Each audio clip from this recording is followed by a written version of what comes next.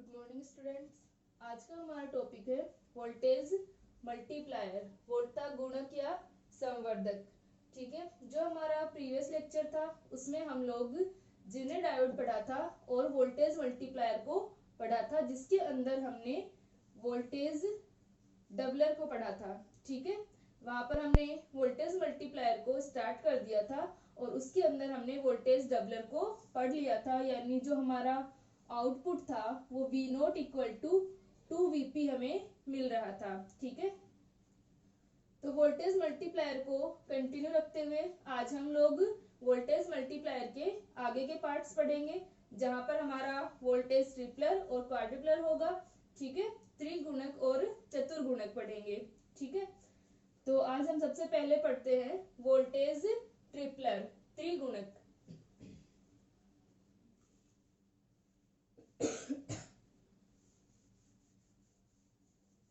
ठीक है, तो वोल्टेज मल्टीप्लायर का हमारा सेकंड है वोल्टेज ट्रिपलर, वोल्टा त्रिगुणक।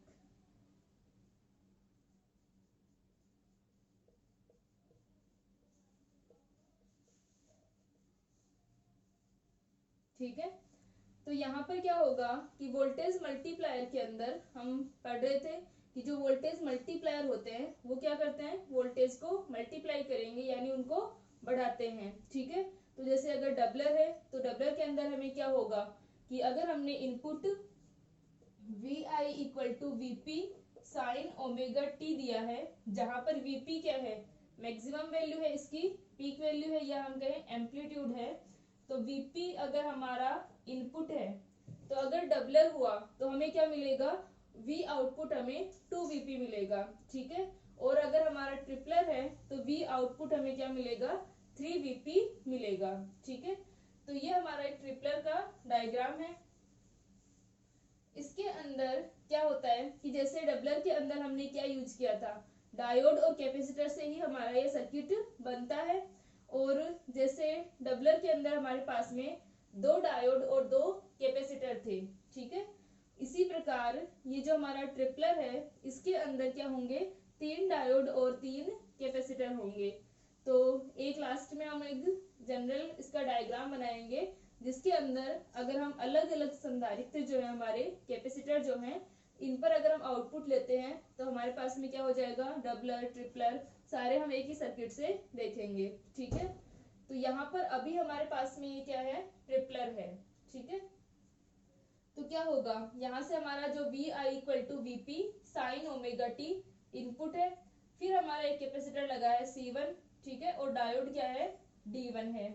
उसके बाद में दूसरा डायोड D2 है और कैपेसिटर C2 है। और उसके बाद में अपने पास में ये डायोड D3 और कैपेसिटर C3 है। और हम जो आउटपुट ले रहे हैं वो हमने किसके टर्मिनल्स पे लिया है, C1 और C3 के टर्मिनल्स पे। ठीक है, C1 और C3 के टर्मिनल्स को एक उच्च प्रतिरोध हाई रेजिस्टेंस से कनेक्ट करते हैं और उसके ऊपर क्या मिलेगा, आउटपुट मिलेगा। ठीक है, तो सबसे पहले हम इसके अंदर देखें कि वी आई इक्वल टू क्या है अपना, वीपी साइन ओमेगा टी है। ठीक है, तो जब क्या होगा, ये हमारे पास में P और Q टर्मिनल्स हैं।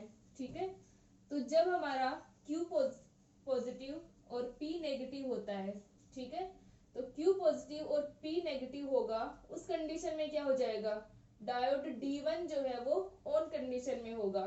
ठीक है, डायोड D1 ऑन कंडीशन में मतलब फॉरवर्ड बायस में होगा। ठीक है, D1 किस में हो जाएगा, फॉरवर्ड बायस, अग्र बायस में। और D2 किस में होगा, रिवर्स बायस में। और D3 क्या होगा, फॉरवर्ड बायस में होगा। ठीक है, तो हमारे जो डायोड हैं वो इस कंडीशन में आ जाएंगे जब हमारा Q पॉजिटिव और P नेगेटिव होगा। तो यहाँ से हम देख सकते हैं कि जब अपना ये डायोड D2 क्या है, रिवर्स बायस में है। ठीक है, तो हम इनको क्या मान रहे हैं, आइडियल डायोड हैं। तो क्या होगा, जब डायोड फॉरवर्ड बायस में होगा, फॉरवर्ड बायस में जब डायोड होता है तो हम क्या मानते हैं, उसे एज ए शॉर्ट सर्किट। ठीक है, अग्र बायस है ये अपना,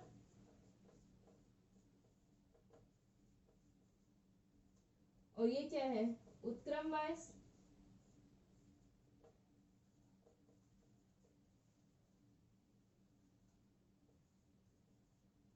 ठीक है, तो जब डायोड फॉरवर्ड यानी अग्रवायसित होगा तो उसे हम एज ए शॉर्ट सर्किट लघुपथित मान सकते हैं, और जब रिवर्स बायस में है तो उसे एज ए ओपन सर्किट किसे मान सकते हैं, खुला परिपथ मान सकते हैं। तो यहाँ से क्या हो जाएगा, डायोड D2 ओपन, ठीक है, और ये दोनों क्या हो गए, शॉर्ट हो गए।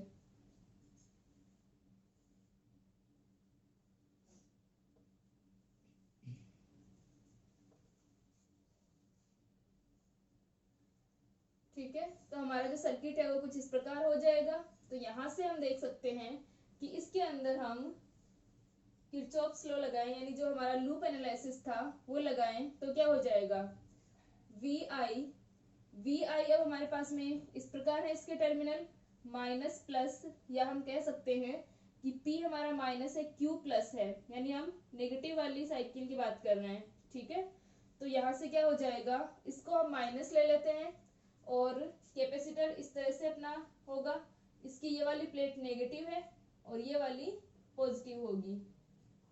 ठीक है, ये अपनी प्लेट जो है वो पॉजिटिव होगी इसकी कैपेसिटर की, और ये वाली प्लेट क्या होगी, नेगेटिव होगी।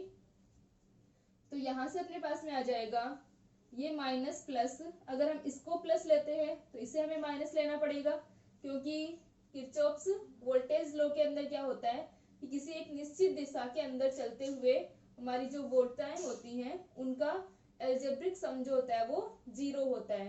तो पर्टिकुलर डायरेक्शन का मतलब है कि अगर हमने ये वाली डायरेक्शन, जब हमारे टर्मिनल क्या है, नेगेटिव पॉजिटिव, इस तरह की डायरेक्शन को अगर हम प्लस लेते हैं तो जो आगे वाले टर्मिनल क्या है, प्लस माइनस है, इसे हमें क्या लेना पड़ेगा, माइनस लेना पड़ेगा, अगर इसे हम प्लस ले लेते हैं तो। ठीक है, और अगर हम इसे माइनस लेते हैं तो इसे हम क्या ले लेंगे, प्लस ले लेंगे। ठीक है, तो यहाँ से हम ले रहे हैं वी आई को हम माइनस ले रहे हैं, तो VC1 हमारा प्लस होगा। तो पहले अपन इसके लिए बात कर रहे हैं कैपेसिटर C1 के लिए, तो ये अपने पास में आ जाएगा VI plus VC1 equal to 0। तो VC1 का मान हो गया VI, और VI की पीक वैल्यू क्या है, कैपेसिटर कहाँ तक चार्ज होगा, इसकी पीक वैल्यू तक। ठीक है, इसका मान है अपने पास में VP। तो VC1 पर अपने पास में वोल्टेज आ जाएगा VP। ठीक है, ये अपने पास में VC1 के लिए आ गया। अब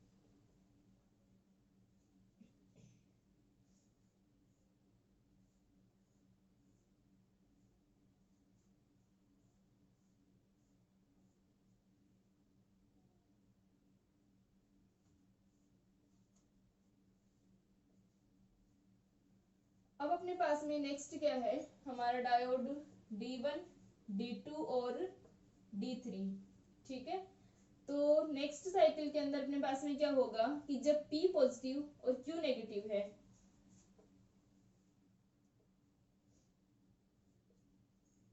P पॉजिटिव और Q नेगेटिव होगा, उस कंडीशन के अंदर क्या हो जाएगा अपने पास में, डायोड जो है वो D2 ये किस में होगा, फॉरवर्ड बायस में होगा, और बाकी दोनों रिवर्स के अंदर होंगे। ये अपना रिवर्स बायस हो जाएंगे और ये अपना फॉरवर्ड बायस होगा। ठीक है,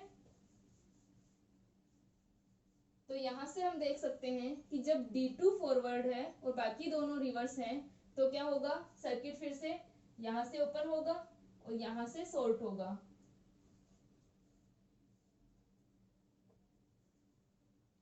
तो अब इस कंडीशन में अपने पास में क्या आ गया, ये वाला ओपन हो गया।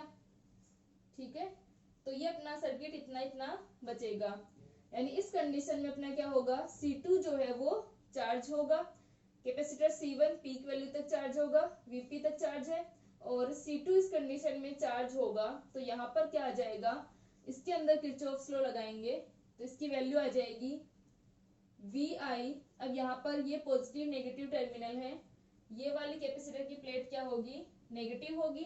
ठीक है, और ये वाली क्या होगी, पॉजिटिव होगी।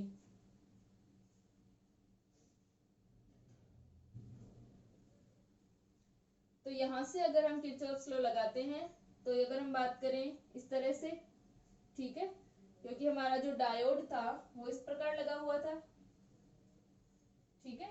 तो इस प्रकार जो अपना डायोड लगा हुआ था, इस तरह से इसमें करंट फ्लो हो रही है। तो यहाँ से अपने पास में क्या आ जाएगा, ये माइनस प्लस और फिर प्लस माइनस, यानी Vc2 का साइन क्या होगा, इन दोनों से अलग होगा, ठीक है।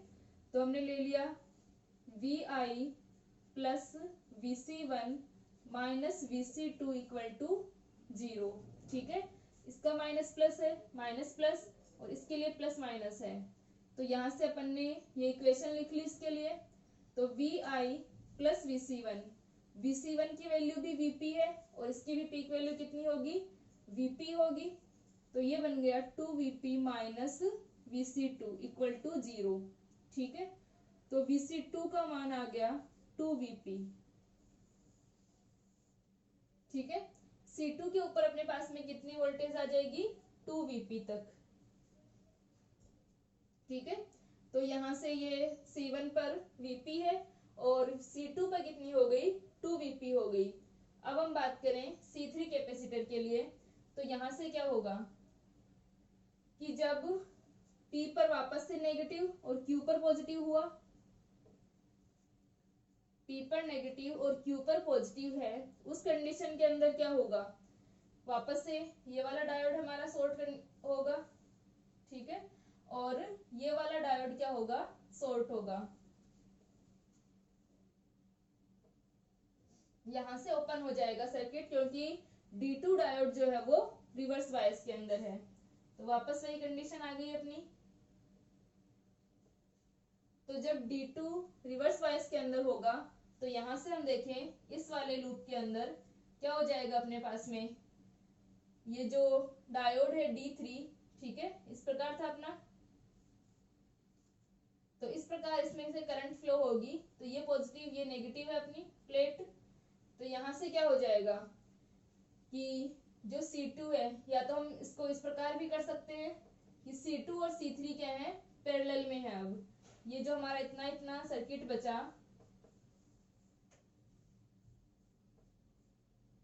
ये अपना C3 है और ये C2 है, दोनों पैरेलल के अंदर हैं। तो इसके ऊपर 2Vp है, तो इस पर भी क्या होगा, 2Vp होगा, ठीक है। या फिर हम इसके अंदर लूप के हिसाब से देखें तो क्या हो जाएगा, Vc2 minus Vc3 equal to 0। तो Vc3 इक्वल टू Vc2 आ गया, और Vc2 का मान कितना है, 2Vp। तो ये अपने पास में आ गया, Vc3 पर वोल्टेज कितनी आ गई, 2Vp आ गई। तो ये अपने पास में 2Vp हो गया। अब जो आउटपुट ले रहे हैं, आउटपुट कहाँ ले रहे हैं, इन दोनों के टर्मिनल्स पर।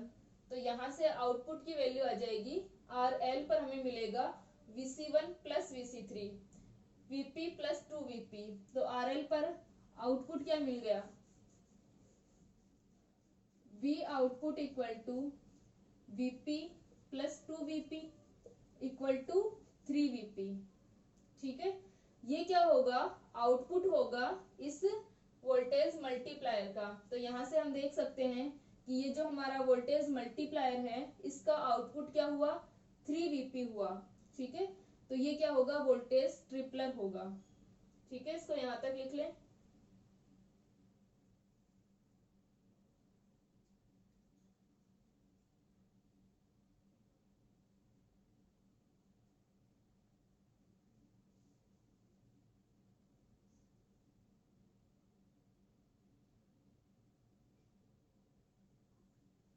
ठीक है, तो ये अपना हो गया वोल्टेज ट्रिपलर। अब हम करते हैं वोल्टेज क्वाड्रिपलर।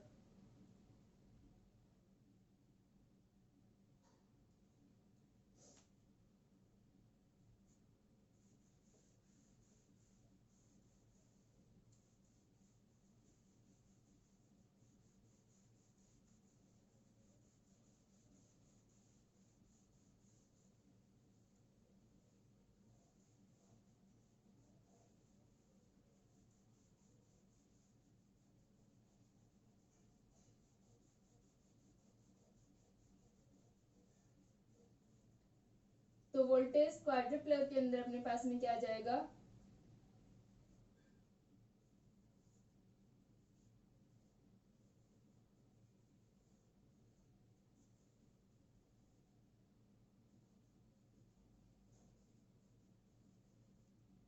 वोल्टा चतुर्गुणक। ठीक है,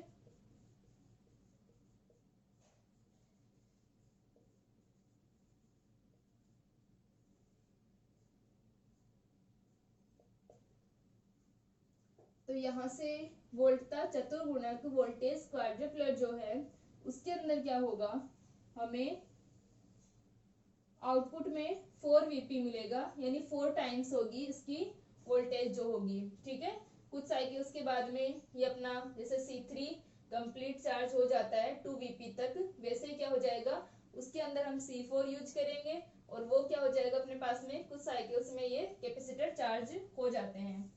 तो यहाँ से अपना क्वाड्रप्लर का डायग्राम हो जाएगा,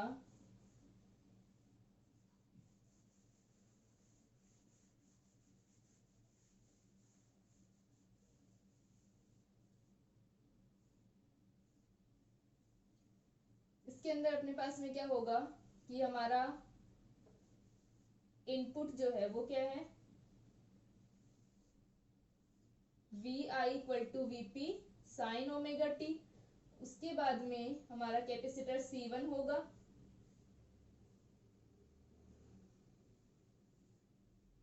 डायोड D1 और कैपेसिटर C1। ठीक है, बाकी का जो हमारा डायग्राम होगा वो तो उसी की तरह होगा जैसे कि ट्रिपलर था, इसके अंदर एक एक्स्ट्रा कैपेसिटर और एक एक्स्ट्रा डायोड लगा होगा। ठीक है, तो यहाँ से अपने पास में आ गया। उसके बाद में क्या हो जाएगा, दूसरा डायोड D2,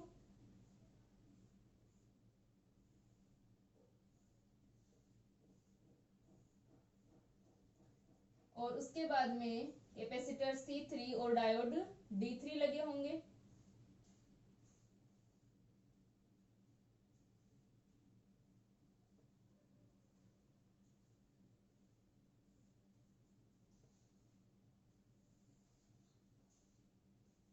इसके बाद में अपने पास में होगा कैपेसिटर C4 और डायोड D4।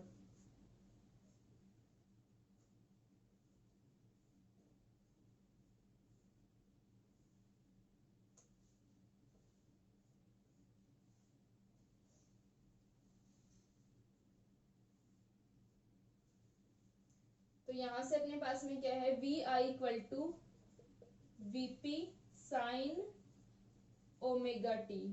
ठीक है, ये इनपुट है Vi equal to Vp sine omega t. ये अपना डायोड D1 है, कैपेसिटर C1 है, ये कैपेसिटर C2 और डायोड D2 होगा। ये अपने पास में कैपेसिटर C3 और डायोड D3, और ये कैपेसिटर C4 और डायोड D4।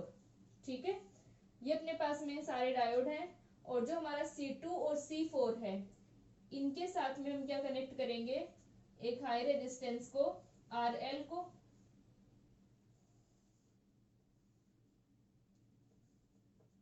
और RL के सिरों पर क्या लेंगे, आउटपुट लेंगे।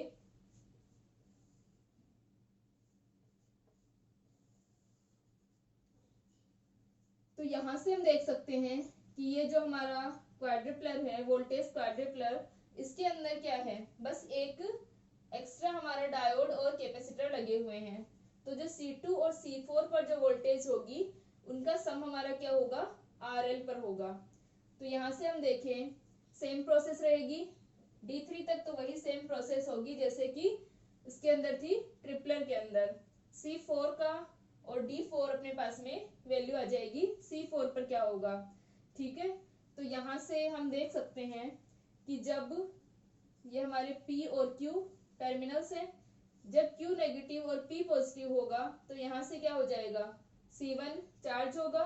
उस कंडीशन के अंदर डायोड D1 और डायोड D3 दोनों फॉरवर्ड में होंगे, डायोड D2 और डायोड D4 किस में होंगे, रिवर्स में होंगे। तो सबसे पहले तो अपने पास में आ जाएगा Vi minus Vc1 equal to 0, तो Vc1 इक्वल टू Vp।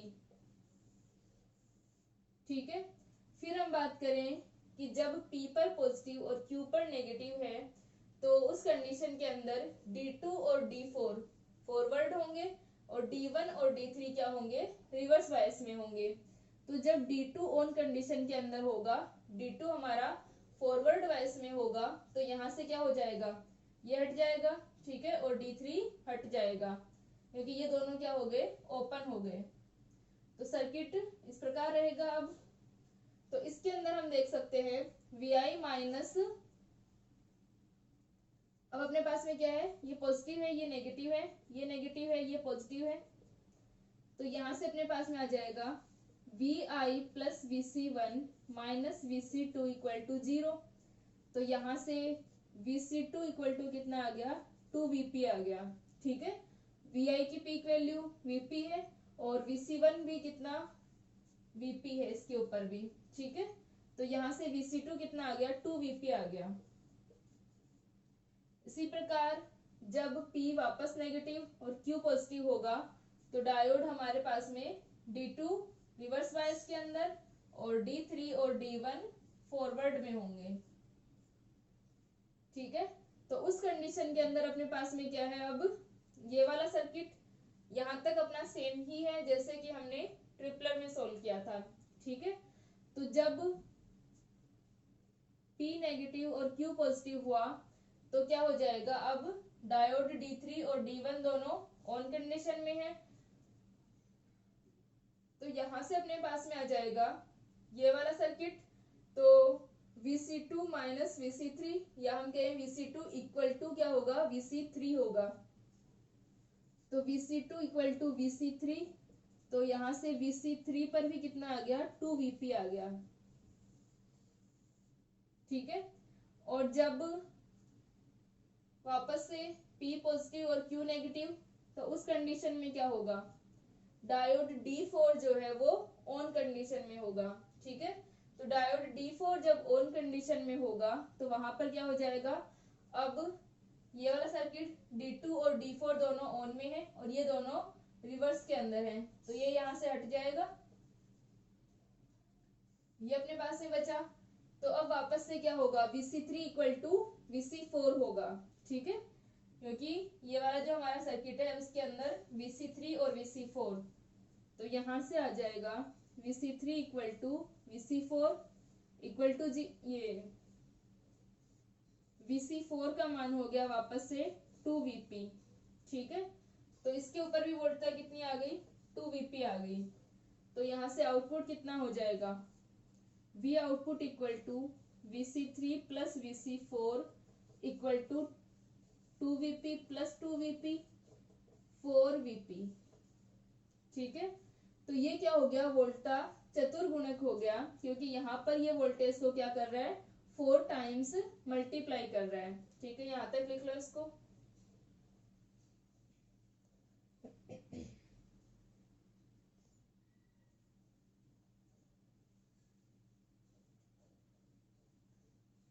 ठीक है, तो ये हमारा क्या हो गया, वोल्टा चतुर्गुणक हो गया।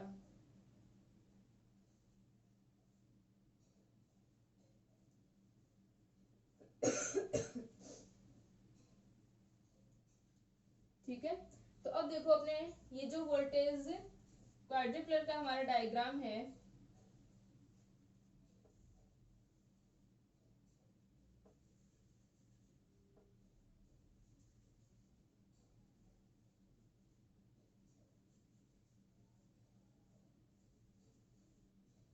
यहीं से हम देख सकते हैं कि देखो कि जब हम लोग क्या करते हैं, आउटपुट अगर हम इस C2 के सिरों पर लें, ठीक है, यहाँ पर अगर हम आउटपुट लेते हैं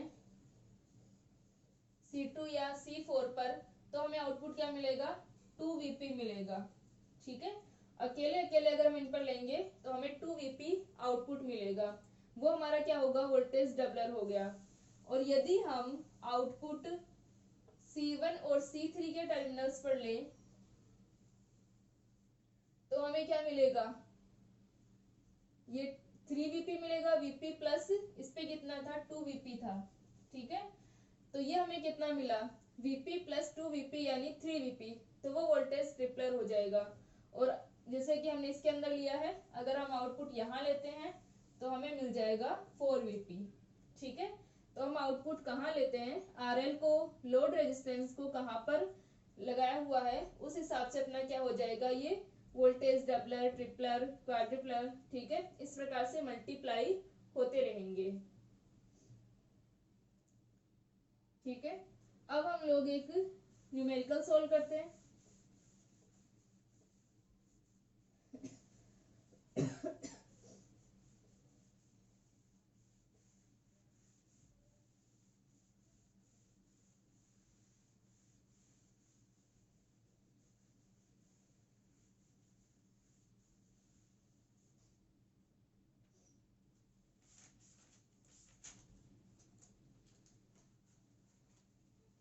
देखो, हमको एक क्वेश्चन दिया हुआ है कि एक पूर्ण तरंग पीएन डायोड डिस्टकारी में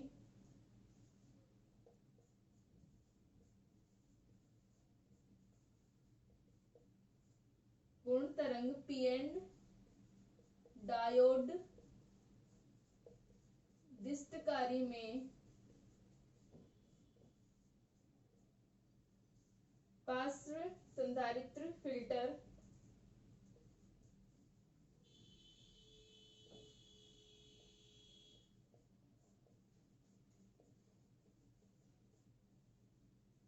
की धारिता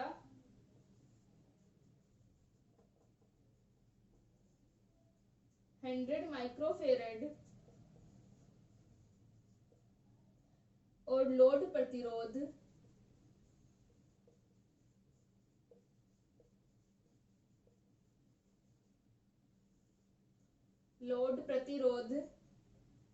1000 ओम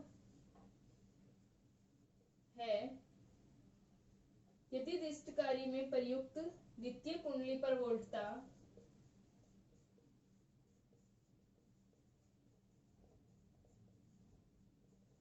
प्रयुक्त द्वितीयक कुंडली पर वोल्टता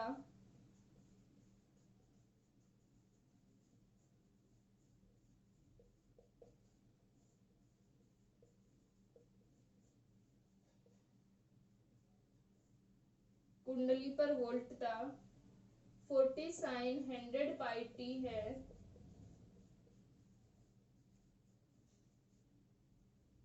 तो लोड प्रतिरोध पर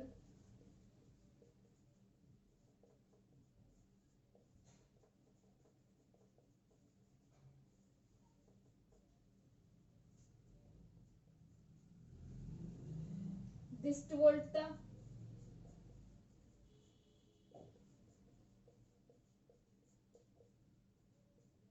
डिस्ट धारा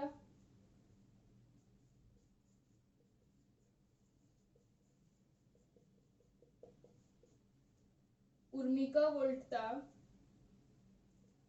ठीक है, ER और रिपल फैक्टर R का मान निकालना है। ठीक है, ये हमें क्वेश्चन गिवन है।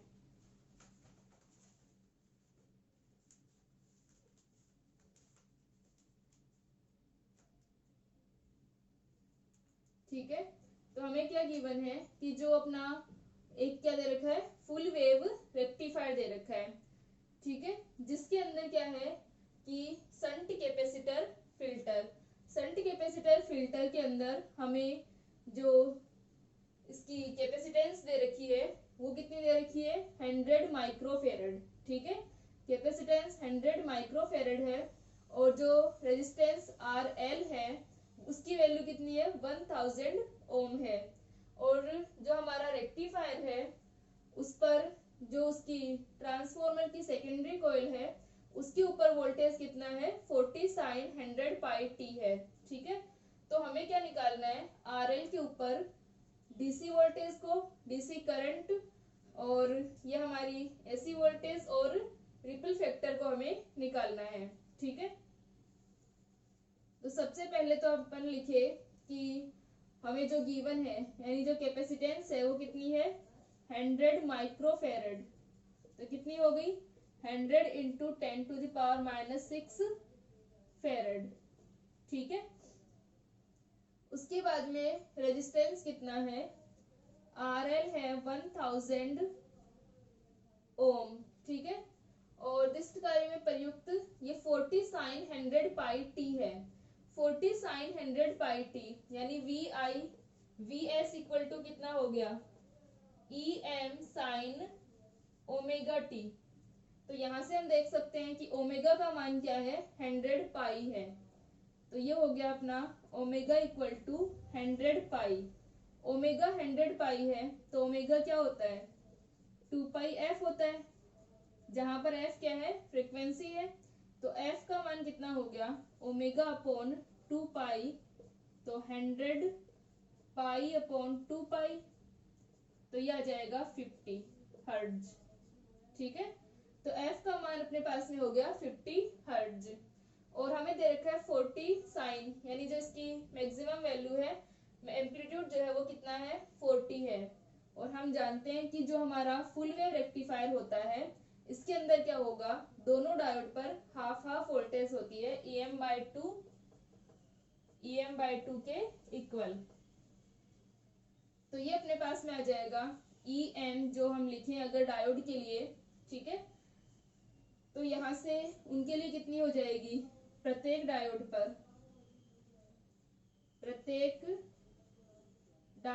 पर EM इक्वल टू 20 वोल्ट। ठीक है, ये 20 वोल्ट हो गया और ये अपने पास में सारी वैल्यू आ गई। अब हम निकालते हैं कि डीसी वोल्टेज क्या होगी। ठीक है, तो डीसी वोल्टेज का मान अपने पास में आ जाएगा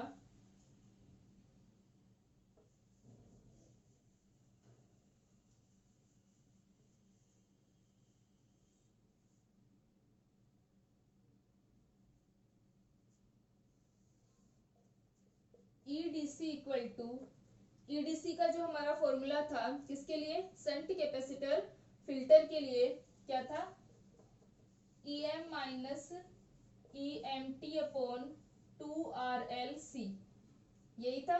ठीक है, तो ईडीसी अपने पास में ये वैल्यू थी, इसके अंदर हम सारी वैल्यू जो अपने पास में रख दे मान। तो EM 1 माइनस EM को हमने कॉमन ले लिया, और T जो होता है, T टाइम पीरियड है, T इक्वल टू क्या होता है, 1 अपॉन F होता है। ठीक है, तो T equal to 1 upon F, तो इसे हम क्या करेंगे, जो हमारा फुल वेव रेक्टिफायर है इसके अंदर फ्रीक्वेंसी क्या होगी, फुल टाइम पीरियड के लिए डबल होगी। ठीक है, रेक्टिफायर का आउटपुट ये होता है फुल वेव रेक्टिफायर का, जो हमारा 0 से T टाइम पीरियड है इसके अंदर फ्रीक्वेंसी डबल हो गई। ठीक है, फ्रीक्वेंसी डबल हो गई तो यहां से हम क्या लिखेंगे, 1 अपॉन 2F लिखेंगे। तो ये अपने पास में आ जाएगा 1 अपॉन 4F RLC, ये आ गया। अब सारी वैल्यूज रख दे हम। EM का मान कितना है, 20, 1 minus 1 upon 4F RLC, 4 into frequency का मान कितना है, 50, इंटू RL का मान कितना है, 1000, और C का मान कितना है, 10 टू द पावर माइनस 6। ठीक है, 100 into 10 to the power minus 6।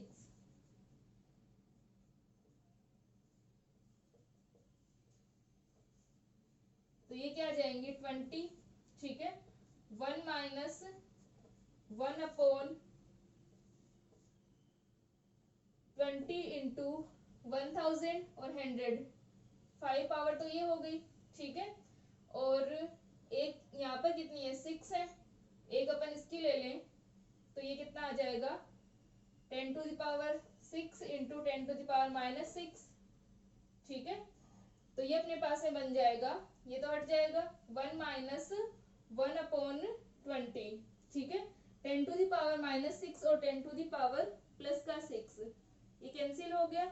ठीक है, तो यहां से अपने पास में इसको सोल्व करेंगे तो ये वैल्यू कितनी आ जाएगी, 19 वोल्ट आ जाएगी। ठीक है, क्योंकि ये वाली वैल्यू तो क्या हो गई, हट गई। ठीक है, और 20 को अगर हम अंदर मल्टीप्लाई करेंगे तो ये बन जाएगा 20 माइनस 20 अपॉन 20, 20 माइनस 1, 19 वोल्ट। इसको लिख लें फटाफट से।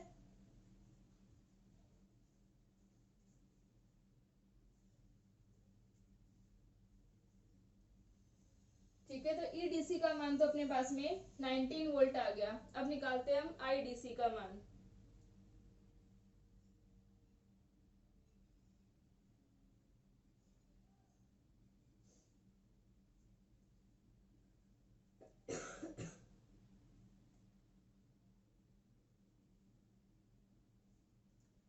ठीक है, तो आईडीसी का मान कितना हो जाएगा?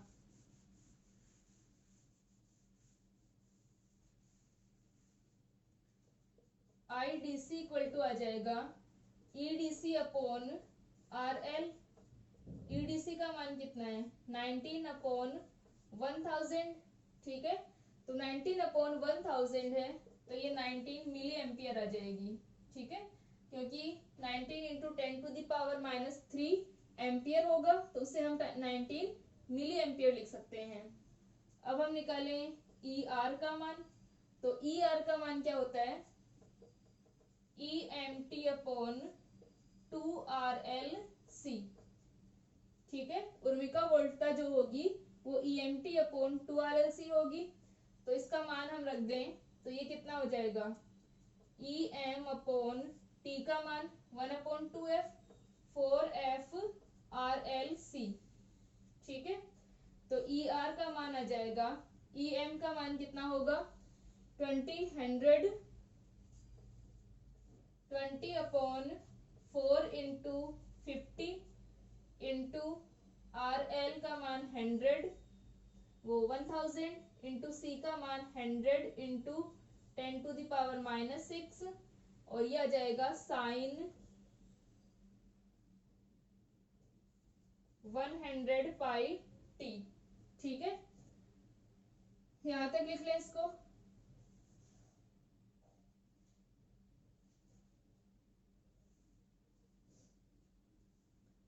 ठीक है, तो अपने पास में यहां तक हो गया। तो ई आर का मान हम कैलकुलेट कर लेंगे। तो ई आर इक्वल टू हो गया, ये सारी पावर्स 1000 और 100 5 तो ये हो गई, और एक ये रहेगी 0, तो -6 और प्लस के 6 ये कैंसिल।